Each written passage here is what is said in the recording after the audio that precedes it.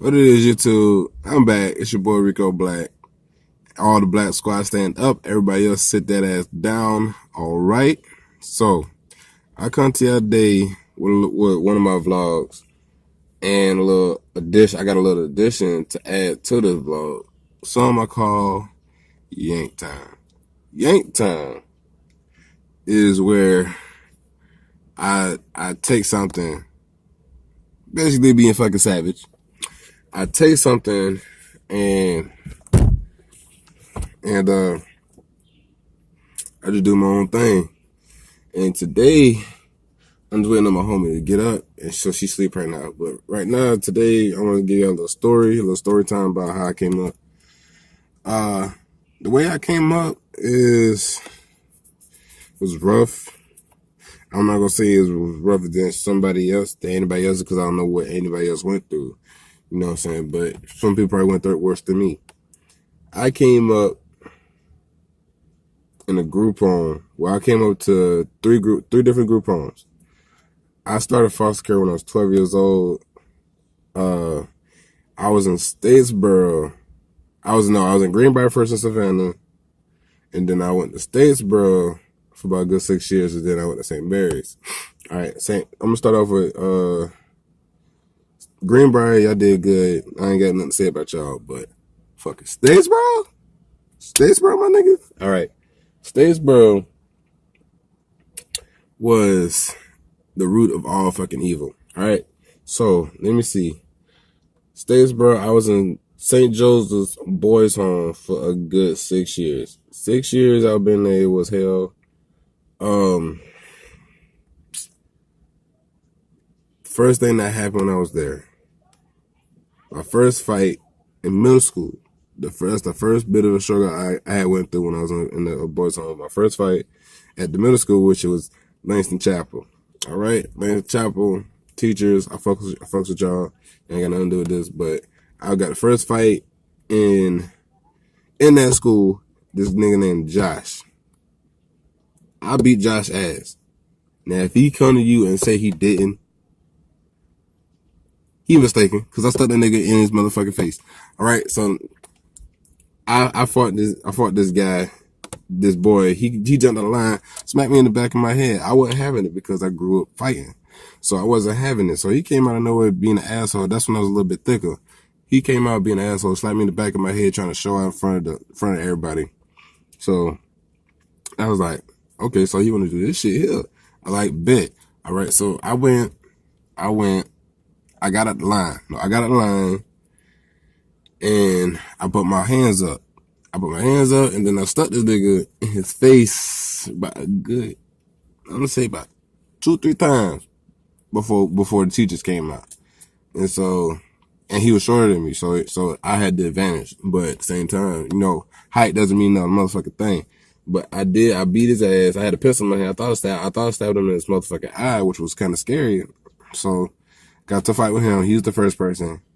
And then as I was in a group home, I got to fight with a whole bunch of other people. And that was stressful. That shit was stressful. I got trouble for everything for no reason. I had to write 1,000 sentences my first time. I had to write. I'm gonna tell you how many sentences I wrote altogether. All right, altogether, probably roughly around almost about a good 6,000-7,000 sentences altogether. They're all different, but altogether will be about almost 6,000 sentences. 6,000. All right. So with that being said, I didn't like that boys' home. I got to fight with the boys there, and it was stressful as fuck. I lost a couple of fights, I ain't gonna lie. I took my L's, and that was it. And then one day,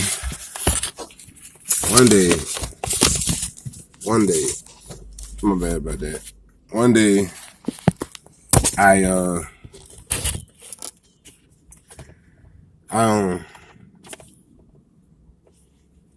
got into this little situation, this little predicament with this guy. It wasn't fucking right. I felt some type of way. And I'm gonna just leave it at that. All right. So it was dark. It was one of the dark things in my past. I'm not finna say that because I don't want that shit to go out there just yet. That was the reason why I left the boys' home, and another reason why the staff was abusive. The staff was so abusive, like they didn't see it because they were adults, but they was disciplining kids. Discipliners putting their hands on us, putting belts on us and stuff.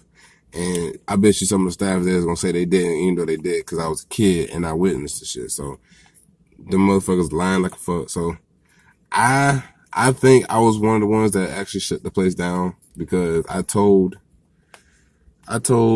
my caseworker, Miss Patty, I love you. And there was a couple other caseworkers, names I had forgot, but y'all know who I'm talking about. And then a couple of years later, on down the line, let's fast forward to 6 years later. All right, 6 years later, I moved to Kingsland, Camden County. Camden County High. I fucks with y'all. I appreciate what y'all did for me. I love y'all, all right?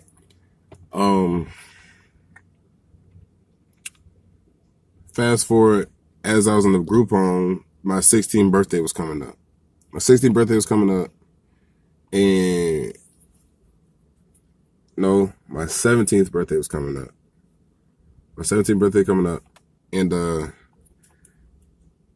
one of the staff from the old group home told me about that situation where the group home got shut down.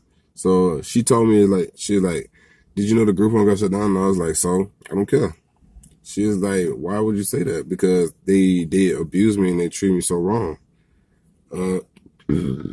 Excuse me. They treat me so wrong and stuff.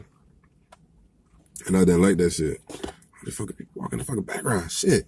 I was like, they treated me so wrong and shit like that. So I really don't care. Good riddance, you know what I'm saying? So they got shut down. So I don't know what's going on in Statesboro right now. But she told me as I was in the other group home that I moved to, when I got away from the hellhole, Statesboro, St. Joseph's boys home.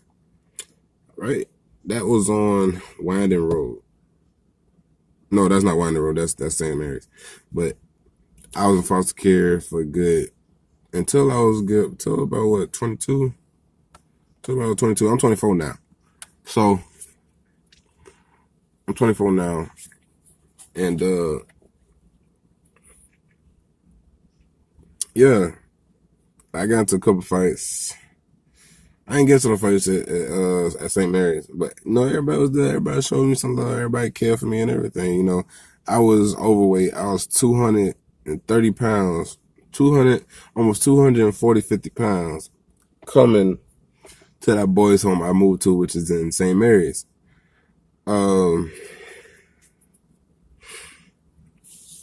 Yeah, they helped me lose weight. They helped me do my thing, and I lost a lot of weight. I was 250 pounds, and they helped me get down to 180.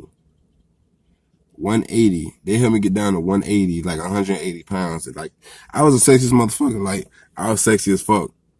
Cause the reason why I gained weight was because the old boys home in Statesboro put me on some motherfucking medication. It was so fucking crazy. I was like on a good 5, 6, 7 different medications. And the boys home I moved to in St. Mary's took me off all of that. And, they helped me, lower my appetite down a little bit. So I lost weight, 180 pounds. As time come on, I met this girl, which will be in another video. I love this girl to death. I still fuck with her to this day. I love this girl to death. But, as I was saying about the foster care, I graduated high school with a high school diploma. And then the boys home helped me get into the Job Corps. I went to Job Corps in Brunswick. Shout out to y'all. And then as I proceed, I went to CNA class like I was in nursing. I went to nursing, and then after I did nursing, I went to PCT. PCT was about phlebotomy, taking care of the phlebotomy, anatomy, all the good stuff together. All right. So I did that. I didn't pass the test. I wanted to be a phlebotomist, but that didn't work out in my favor. So it was just a waste of whole fucking time, really. CNA, I passed that with my CPR and first aid. I had got my CNA license. I got to get that renewed if I decide to go that route. Yeah, let me see. Sorry about that. Hold on real quick.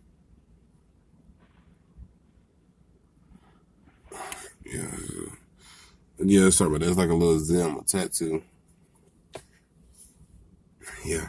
But overall, and then overall, I think that I came out a decent person. No, I'm still the same person. Just the looks change. I got muscles. You know what I'm saying? I'm thick. I'm a little thick, but I'm the good thick. At 21, I went to this house. He was a sheriff, and his kids are there. He had an older son. He had a younger daughter, and then he had his brother.